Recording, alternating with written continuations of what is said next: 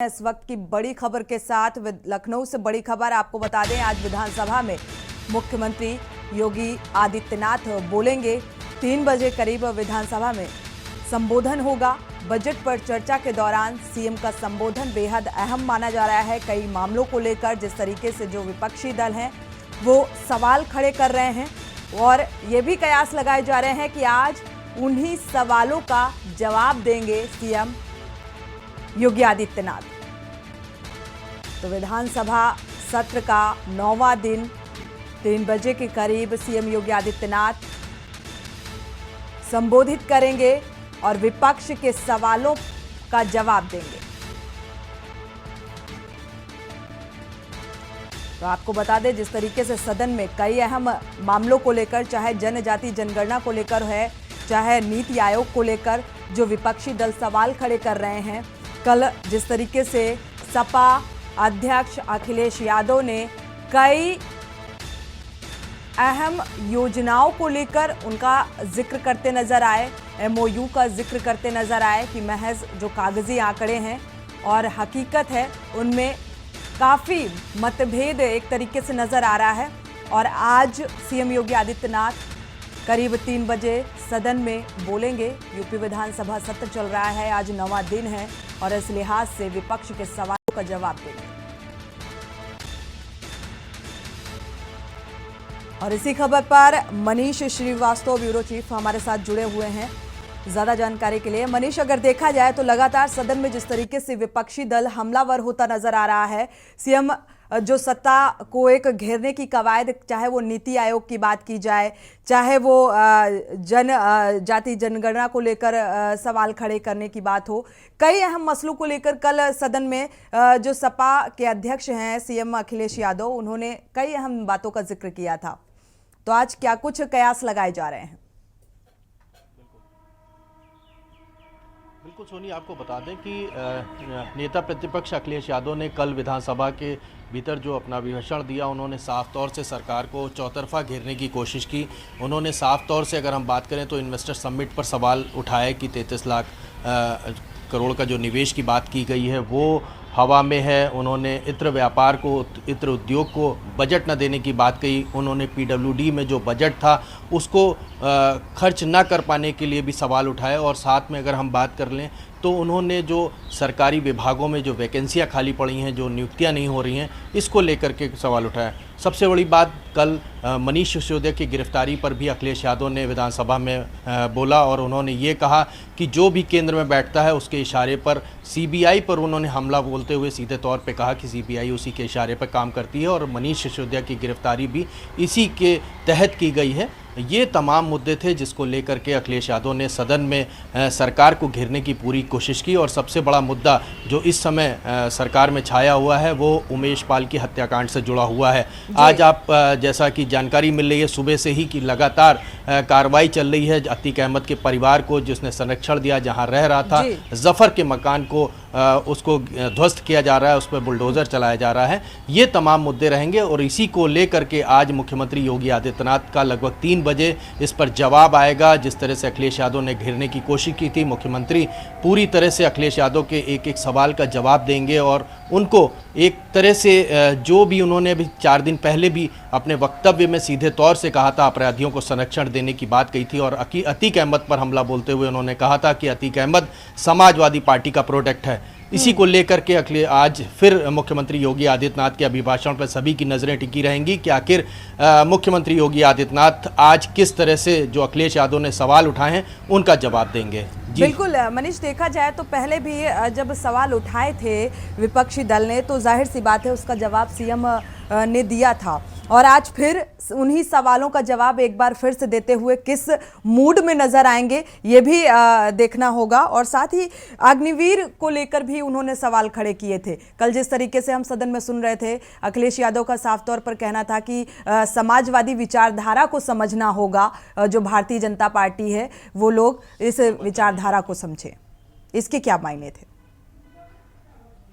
बिल्कुल बिल्कुल जिस तरह से आपने बात कही सोनी की अग्निवीर जो योजना है इसको लेकर के समाजवादी पार्टी ने अपना रुख साफ किया है कि वो कभी भी अग्निवीर योजना का समर्थन नहीं करेगी। सीधे तौर पे उन्होंने जो केंद्र सरकार की ये योजना है इस पर सवाल उठाए हैं और उन्होंने साफ तौर से ये बात खुले मन से कही और विधानसभा में भी कही कि अग्निवीर की योजना का समर्थन बिल्कुल नहीं करेंगे। और साथ में अगर हम बात कर लें तो अखिलेश यादव ने सीधे तौर पे अग्निवीर को भी नकारा है और किसी भी तरह से वो सरकार के समर्थन में नहीं आएंगे, ये बात उन्होंने स्पष्ट कर दी है। और जहाँ तक मुख्यमंत्री योगी आदित्यनाथ के जवाब देने के अंदाज की बात कर लें तो जैसा कि हम लोगों ने 3 दिन पहले देखा था कि एक बेहद एग्रेसिव मोड में मुख्यमंत्री योगी आदित्यनाथ ने जवाब दिया था और बहुत ही आक्रामक तरीके से जो उनका नज़रिया था, जो उनका स्टाइल था बोलने का, वो चर्चा में सुर्खियों में छाया रहा। और दिन भर मीडिया ने शायद उसी फुटेज को लगातार दिखाया था कि उन्होंने साफ तौर से कहा था कि हम माफियाओं को मिट्टी में मिला देंगे जिन्होंने भी इस हत्याकांड को अंजाम दिया है।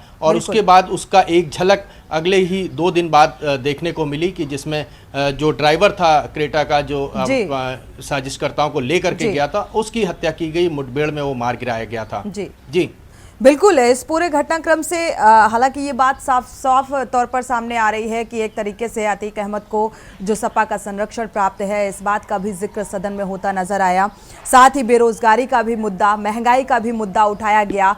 तो इस लिहाज से देखा जाए तो आगामी एक तरफ 2024 को लेकर बात की जाए तो क्या कुछ उसके असर देखने को मिलेंगे, और साथ ही सदन में जो चर्चा पक्ष और विपक्ष की चल रही है मनीष, तो उसको लेकर भी अब जुमलेबाजी का भी दौर शुरू हो गया है। आपने देखा होगा कई तरीके की वीडियो अब सामने आने लगे हैं। बिल्कुल देखिए सोनी, जिस तरह से आपने खुद देख रही हैं कि अब लोकसभा चुनाव में अगर हम देखें तो पूरे 1 साल का वक्त ही बचा है, लगभग 1 साल से कम का ही वक्त हम कह सकते हैं बचा हुआ है। और ऐसे में जो मुख्यमंत्री योगी आदित्यनाथ हैं वो सरकार की योजनाओं को गिनाएंगे और जो विपक्ष है वो हमलावर होगा। लेकिन जो अतीक की ये जो घटना हुई प्रयागराज की और अभी कुछ दिन पहले जिस तरह से उन्नाव में जो माँ बेटी की जो मृत्यु हो गई थी आग लगने के कारण से, ये 2 मुद्दे सबसे बड़े कानून व्यवस्था की अगर बात कर लें तो ये छाए हुए हैं इस समय सदन में, एक मौका मिल गया है। और दूसरा एक सबसे बड़ा मुद्दा अगर हम बात करें तो अडानी को लेकर के जिस तरह से इन्वेस्टर समिट में उनको आना था और वो नहीं आए, अखिलेश यादव ने इस मुद्दे को भी कल विधानसभा में पुख्ता तौर पे उठाया कि आखिर उन्होंने बेहद अलग अंदाज में एक दोस्त का नाम लेते हुए कहा कि दोस्त मुसीबत में काम आता है और दोस्त कहाँ रह गया, दोस्त क्यों नहीं आया। उन्होंने अडानी के ऊपर सीधी तौर पे हमला बोला और अडानी को लेकर के भी सवाल उठाए कि लगातार जिस तरह से मनीष सिसोदिया और इनको लेकर के सीबीआई ताबड़तोड़ छापेमारी कर रही, गिरफ्तारी कर रही है, लेकिन अडानी के मामले में सीबीआई कहाँ है, सीबीआई ने अब तक कार्रवाई क्यों नहीं की।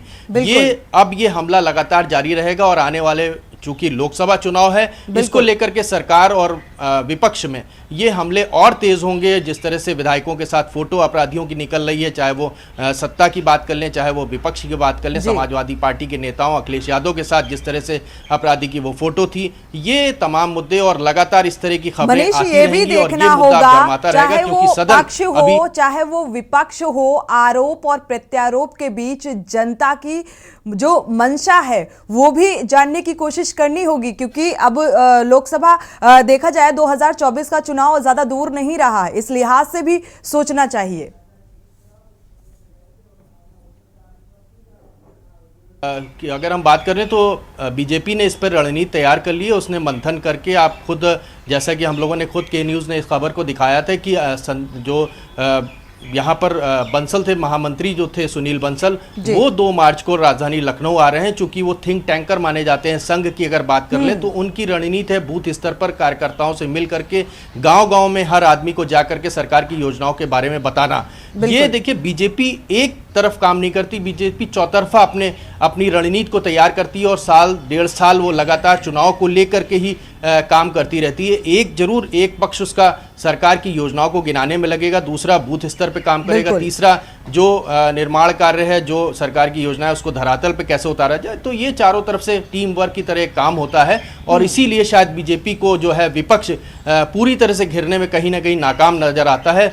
विपक्ष एक पक्ष को अगर घेरने की कोशिश करता है तो बीजेपी दूसरी तरफ से प्रतिपक्ष लेकिन को भी मनीष घेरने की बैठे कोशिश करती बिठाए है और लगातार हमलावर अगर रहती है। देखा जाए कई अहम मुद्दे मिल चुके हैं विपक्ष को और इसीलिए विपक्ष घेरता भी नजर आ रहा है, चाहे वो अडानी का मसला हो या सीबीआई की कार्यशैली को लेकर हो या लॉ एंड ऑर्डर को लेकर हो। विपक्ष लगातार आवाज उठा रहा है। इस तमाम जानकारी को साझा करने के लिए आपका बहुत बहुत शुक्रिया। तो कुल मिलाकर कहीं ना कहीं एक मुद्दा तो है विपक्ष के पास सत्ता को घेरने का, और आज जिस तरीके से जो सवाल खड़े किए गए हैं तो आज विधानसभा सत्र में सीएम योगी आदित्यनाथ उन सवालों का बखूबी अब किस अंदाज में जवाब देते हैं ये देखना होगा।